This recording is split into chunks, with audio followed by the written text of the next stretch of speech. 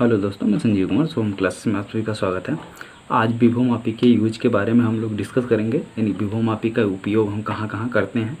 तो जैसा कि बेसिकली मैंने कल आप लोगों को इसके दो यूजेस बताए थे, वो उन्हीं दोनों यूजेस के बारे में आज हम लोग पढ़ेंगे।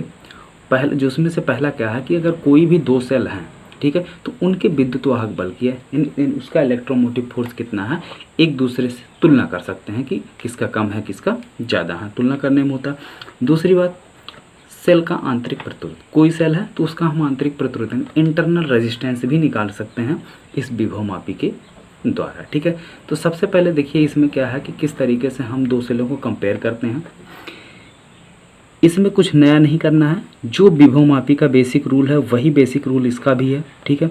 इसमें क्या करते हैं, ये जिससे हमारा विभव मापी जो ब्लैक रंग से हमने बनाया हुआ है, ये सारा विभव मापी का इंस्ट्रूमेंट है। अब विभव मापी का जो तार AB है, इसको हम क्या करते हैं, एक बैटरी के द्वारा जोड़ते हैं। बैटरी में क्या है, बैटरी के धन सिरे से तार A को, यानी तार के A सिरे को, और ऋण सिरे से यानी नेगेटिव टर्मिनल से एक कुंजी और एक धारा नियंत्रक के माध्यम से B सिरे से जोड़ देते हैं, ठीक। और अब बारी क्या है कि जिन दो सेलों को हम तुलना करने वाले हैं, उन दोनों सेलों के धन सिरे को यानी प्लस को बैटरी के, यानी ये जो बैटरी का से तार का A सिरा है उससे जोड़ देते हैं, यानी दोनों सेलों के धन सिरे को A से जोड़ देते हैं, और ऋण सिरे को एक कुंजी K2 के माध्यम से एक गैल्वेनोमीटर, और इस गैल्वेनोमीटर में क्या है, शंट युक्त होता है, ठीक है, शंट युक्त, ये आपका शंट लगा हुआ, शंट युक्त गैल्वेनोमीटर से एक जॉकी J से जोड़ देते हैं। ये आपकी जॉकी है, और जॉकी के बारे में हमने आप लोगों को बताया कि जॉकी क्या चीज़ होती है। जॉकी का काम क्या है कि इसको आसानी से हम इधर उधर खिसका सकते हैं बिना तार पर रगड़े हुए, ठीक है, यही जॉकी है।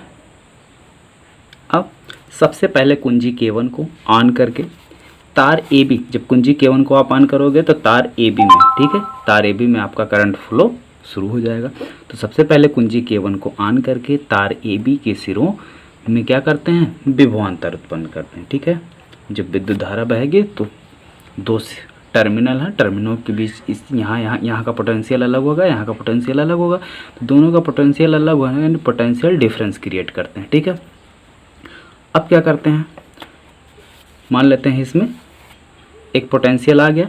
अब पोटेंशियल डिफरेंस, यानी जैसे जैसे आप आगे बढ़ोगे पोटेंशियल क्या होता जाएगा, कम होता जाएगा, और इसी को हम क्या कहते हैं, विभव प्रवणता। तो मान लेते हैं अगर विभव प्रवणता हमारा क्या है, इस तार का K है, क्या है, K है, K क्या है, विभव प्रवणता, ठीक है, विभव प्रवणता। इसके बारे में प्रीवियस वीडियो यानी कल के वीडियो में अच्छे से डिस्कस किया गया है कि विभव प्रवणता क्या है, और अच्छे में जाना तो जहाँ पे हमने ओम का नियम बताया था उसी के आसपास जो है कि वीडियो में विभव प्रवणता और वैद्युत क्षेत्र की तीव्रता में संबंध क्या है, इसको भी हमने अच्छे से डिस्कस किया था सेकंड चैप्टर में, ठीक है। अब यहाँ से किसी एक सेल का कुंजी K2 को क्या करते हैं, कुंजी K2 के द्वारा किसी एक सेल E1 को ऑन कर लेते हैं, सेल E1 को क्या करते हैं, ऑन करते हैं, और जॉकी को क्या करते हैं, इस तार पर इधर उधर खिसका के इसमें शून्य विक्षेप की स्थिति को ले आते हैं। तो मान लेते हैं तार के L1 यानी तार की, जहाँ पे मान लो यहाँ पे हमने टच कराया तो यहाँ पे हमें शून्य विक्षेप की स्थिति मिल रही है। अब इस यहाँ तक की डिस्टेंस को A से मेजर कर लेंगे, तो A से मान लो मेजर हम कर रहे हैं तो A से L1 दूरी पर है, ठीक है। तो शून्य विक्षेप की स्थिति कहाँ मिली हमें, L1, ठीक है। कुंजी K2 के द्वारा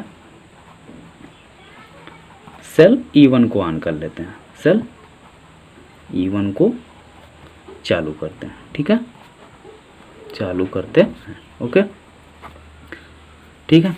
और फिर शून्य विक्षेप की स्थिति, शून्य विक्षेप की स्थिति को लाते हैं, ठीक है, या कह सकते हैं शून्य विक्षेप की स्थिति L1 दूरी पर मिलती है। तो ऐसे सिचुएशन में पहले सेल का विद्युत वाहक बल E1 इक्वल टू क्या हो जाएगा, K इंटू L2, समीकरण नंबर 1, ठीक है, समीकरण नंबर 1। अब क्या करते हैं, इसी तरीके से कुंजी K2 के द्वारा हम क्या करते हैं, E1 को ऑफ करके और E2 को ऑन करते हैं। E2 को क्या करते हैं, ऑन करते हैं। और E2 को जब ऑन करेंगे तो फिर शून्य विक्षेप की स्थिति मान लो हमें L2 डिस्टेंस पर मिलती है। ठीक है, जब E2 को ऑन कर लेंगे, इसको ऑफ कर देंगे, फिर इस जॉकी को इधर उधर खिसका के शून्य विक्षेप की स्थिति को प्राप्त करते हैं इस गैल्वेनोमीटर में। और वो शून्य विक्षेप की स्थिति अगर मान लेते हैं हमें बिंदु A से L2 दूरी पर मिलती है, तब E2 बराबर क्या हो जाएगा, E2 बराबर हो जाएगा KL2। ठीक है, तो दूसरे सेल का विद्युत वाहक बल E2 बराबर क्या हो जाएगा हमारा KL2।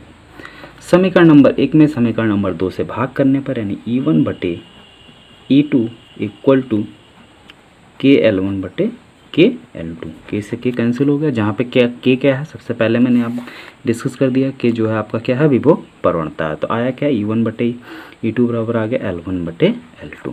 यही आपका फार्मूला है। दो सेल के विद्युत वाहक बल की तुलना करने पर विभवमापी के द्वारा जो फार्मूला मिलता है वो आपका फार्मूला यही है। ठीक है, अब इसमें क्या है, अगर इसमें से हमें किसी भी एक सेल का विद्युत वाहक बल पता है, ठीक है, कोई भी एक सेल, किसी भी एक सेल का अगर हमें विद्युत वाहक बल पता है तो हम दूसरे सेल का विद्युत वाहक बल आसानी से निकाल सकते हैं। ठीक है, तो यही जो है आपका फार्मूला है और यही प्रूफ भी है।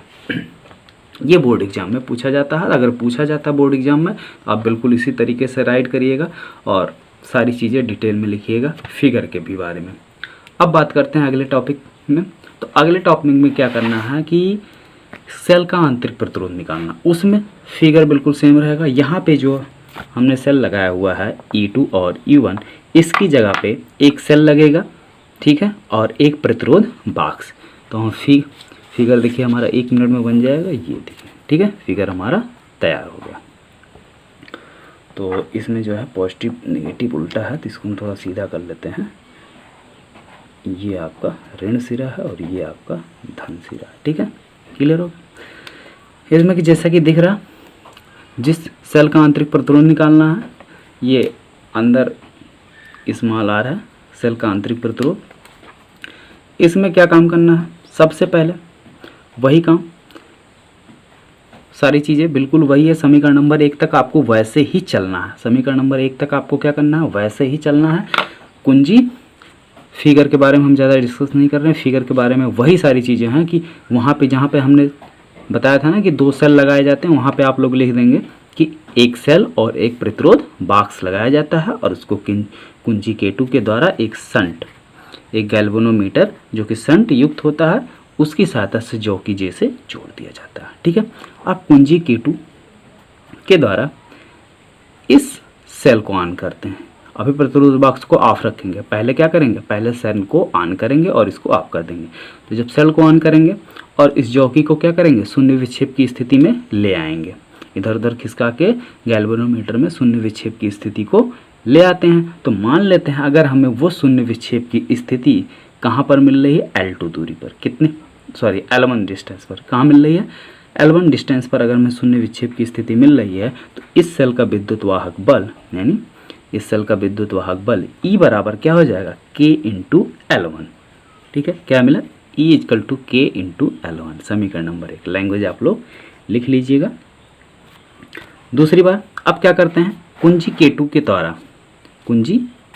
द्वारा फिगर ये है, कुंजी K2 के द्वारा इसको ऑफ कर देंगे, यानी E को ऑफ कर देंगे और प्रतिरोध बॉक्स को ऑन कर देंगे। अब प्रतिरोध बॉक्स में से कोई एक प्रतिरोध निकाल लेते हैं। क्या करते हैं, कोई एक प्रतिरोध निकाल कर फिर इसको शून्य विक्षेप की स्थिति में ले आते हैं, क्योंकि भाई इसके सिरों के बीच विभवांतर कितना है, तार के सिरों के बीच विभवांतर भी है। तो जब शून्य विक्षेप की स्थिति इस बार जहाँ पर भी हमको मिलेगी वो डिस्टेंस माप लेंगे और उस डिस्टेंस पर मान लेते हैं कि हमको कहाँ मिल रही है, L2 दूरी पर। क्या मिल रही है, L2 दूरी पर। ठीक, तो V इक्वल टू क्या हो जाएगा, K इंटू L2। अब समीकरण नंबर 1 में समीकरण नंबर 2 से भाग कर देंगे। ठीक है, समीकरण 1 में 2 से भाग करने पर, समीकरण 1 में समीकरण 2 से भाग करने पर क्या मिलेगा, समीकरण 1 E by V equal to KL1 by KL2। तो K से K आपका कैंसिल हो जाएगा, आएगा क्या, L1 बाई L2। लेकिन आंतरिक प्रतिरोध R का जो फार्मूला होता है, स्मॉल r बराबर होता है capital R E by V minus 1। ठीक है, ये आंतरिक प्रतिरोध का फार्मूला होता है। अब यहाँ पे क्या करेंगे, आंतरिक प्रतिरोध में ई बाई वी की क्या करेंगे, वैल्यू रख देंगे। ई वाई की वैल्यू कहाँ से, ई बाई वी बराबर क्या है, L1/L2। तो यहाँ पे स्मॉल आर बराबर हो गया कैपिटल आर L1/L2 - 1। यही जो है आपका फार्मूला है। इसी तरीके से हम विभवमापी के द्वारा सेल का आंतरिक प्रतिरोध निकालते हैं। तो इसी टॉपिक के साथ ये चैप्टर आपका पूरी तरीके से कंप्लीट हो गया है। न्यूमेरिकल जो है हम सारे चैप्टर के एक साथ बताएंगे। जैसे ही आपका फर्स्ट पार्ट पूरा होगा, 3 चैप्टर आपके ख़त्म हो गए हैं, बस 4 चैप्टर और हैं, ठीक है। प्रत्यावर्ती धारा यहाँ तक जैसे ही कंप्लीट होगा, फिर हम आपको चैप्टर नंबर 1 से लेके सारे चैप्टर के न्यूमेरिकल करा देंगे एक साथ, ठीक है। अब कल जो है हम स्टार्ट करेंगे नेक्स्ट चैप्टर नंबर 4 गतिमान आवेश तथा चुंबकत्व। तब तक आप ये वीडियो देखिए और अच्छे से चैप्टर नंबर 3 आप आसानी से घर पर बैठ कर आराम से तैयार कीजिए, ठीक है। मिलते हैं नेक्स्ट वीडियो में।